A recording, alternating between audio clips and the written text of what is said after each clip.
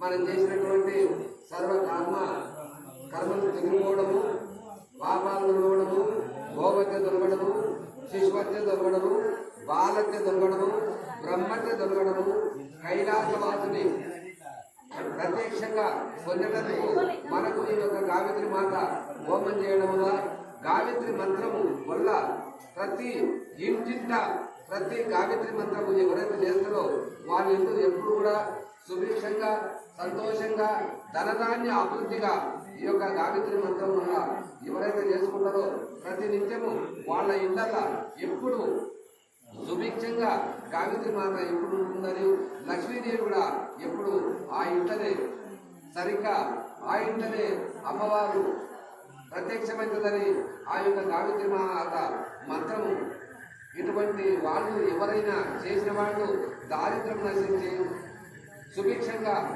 సంతానం లేని వాళ్ళు కూడా ఈ యొక్క గాయత్రి మంత్రం చేస్తే సంతానం కలుగుతుంది. గ్రామాలలో ఉన్న వాళ్ళు కూడా ఈ యొక్క గాయత్రి మంత్రం చేస్తే గ్రామాలను వదులుతుంది.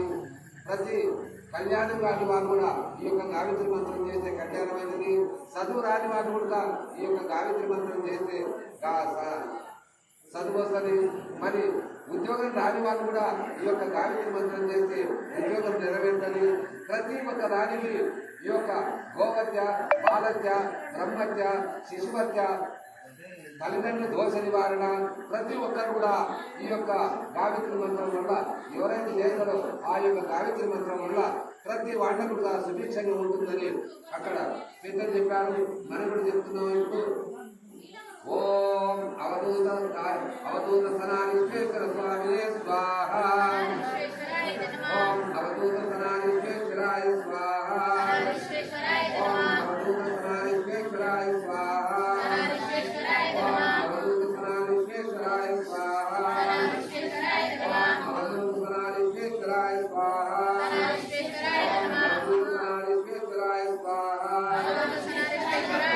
అవధూత సనానిశ్వేశ్వరాయ స్వాహ. ఓం అవధూత సనానిశ్వేశ్వరాయ స్వాహ.